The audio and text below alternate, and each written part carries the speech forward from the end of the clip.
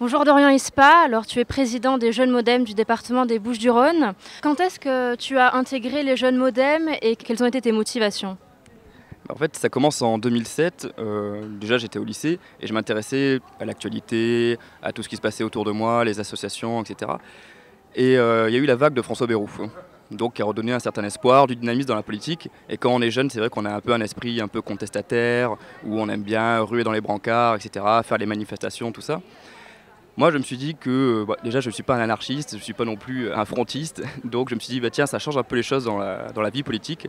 Donc, pourquoi pas aller voir comment ça se passe dans un parti politique réellement. Prends ta carte, va voir. C'est ce que j'ai fait. Et François Bayrou a porté ce message que je cherchais. Et 4 ans après, je ne suis pas déçu, je ne le regrette pas. Concrètement, que fais-tu en tant que militant des Jeunes Modem? Alors nous, aux Jeunes Démocrates, on va essayer d'occuper l'espace public le plus possible.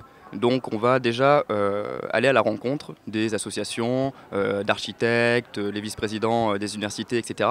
pour se nourrir de propositions concrètes, etc. Ensuite, nous, on fera notre propre réflexion. On va faire des tracts derrière avec nos positions et on va ensuite aller les distribuer sur le marché pour avoir un premier temps de visibilité et surtout de démontrer qu'on est là, pas forcément qu'en période électorale. Parce que pour nous, c'est important aussi d'être là tout au long de l'année, de montrer auprès des citoyens qu'on est présent pour s'occuper de leurs préoccupations. Ensuite, une fois qu'on a un peu fait cette visibilité, on va essayer de faire des cafés-débats avec des intervenants extérieurs qui sont spécialisés sur telle ou telle question. Là, vendredi dernier, on a fait un café-débat sur l'emploi et les jeunes. Donc on a fait venir un chef d'entreprise, le président d'Acte Citoyen, qui est une association qui s'occupe de l'insertion des jeunes en difficulté, en très grande difficulté, et un syndicat étudiant qui vont venir donner leur expertise à ceux qui veulent venir. Et puis derrière, nous, de ces expertises, on pourra aussi se nourrir aussi, encore une fois, de cette réflexion. Donc ça, c'est, on va dire, les deux temps, café-débat, tractage, militantisme de base. Et après, on a aussi un soutien à nos aînés, à nos cadres, à nos élus.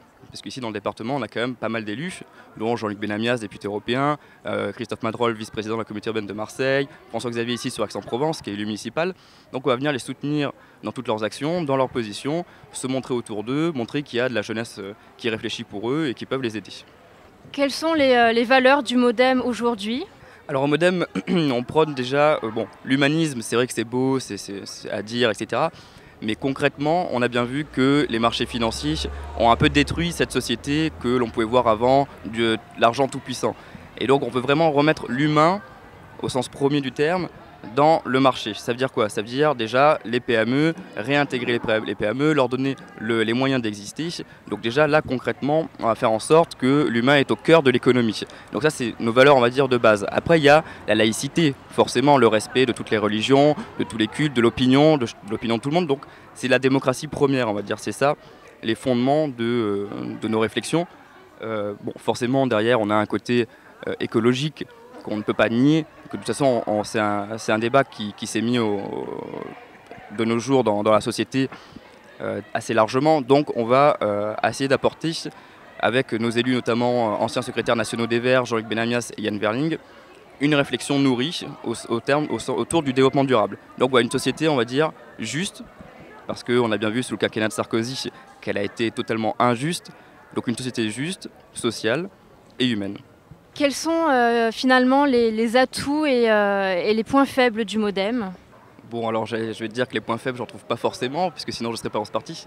Mais heureusement, on n'est pas toujours d'accord avec tout au sein d'un parti, c'est ça aussi la démocratie. Alors peut-être que nous, notre première problématique, c'est que, je vais dire, on a eu raison un peu avant tout le monde.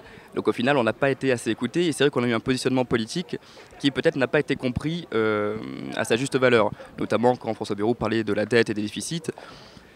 Il faut dire qu'il n'était pas vraiment bien positionné sur l'échiquier politique, donc derrière, dans les élections intermédiaires, donc ça a été européenne, régionale, municipale, ça a été mal compris par les électeurs, et donc derrière, on l'a senti au niveau des scores électoraux. Donc plutôt notre point faible, ça a été cette incompréhension, on va dire, de la part du citoyen sur nos positions. Après, au niveau du réseautage, on va dire, du maillage territorial, c'est vrai qu'à cause de 2007 et de la vague de départ de tous nos cadres élus qui sont allés tout simplement rejoindre Nicolas Sarkozy pour garder un strapontin, on a eu un manque d'élus. qui a été assez préjudiciable pendant les campagnes électorales. Mais derrière, petit à petit, c'est revenu, ça s'est reconstruit tout doucement. On a continué à faire le travail qu'il fallait. Et maintenant, les points faibles, on va dire, sont plus un atout, un point fort pour nous dans cette campagne présidentielle. Et les atouts de manière générale? Les premiers atouts, et c'est ça qui est agréable dans ce parti, c'est déjà la sincérité. Et ça se ressent de toute façon. Sinon, les personnalités qui sont restées au sein du MoDem, auprès de François Bayrou, ne seraient pas restées.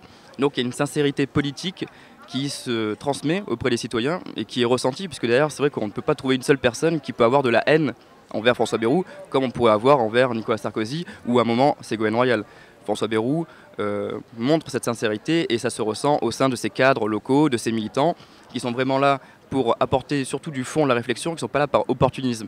Donc ça, c'est vraiment des atouts, c'est ce qu'on veut faire en sorte de changer dans la politique aujourd'hui française, c'est apporter de la transparence, mais aussi de l'honnêteté politique, remettre un peu vraiment des valeurs simples de démocratie, de transparence, de proximité des élus, des citoyens. Donc c'est ça, c'est nos grands atouts, la sincérité politique. Dorian Ispa, merci pour votre témoignage. Quant à vous, merci de nous avoir suivis et à bientôt pour de nouveaux témoignages de militants.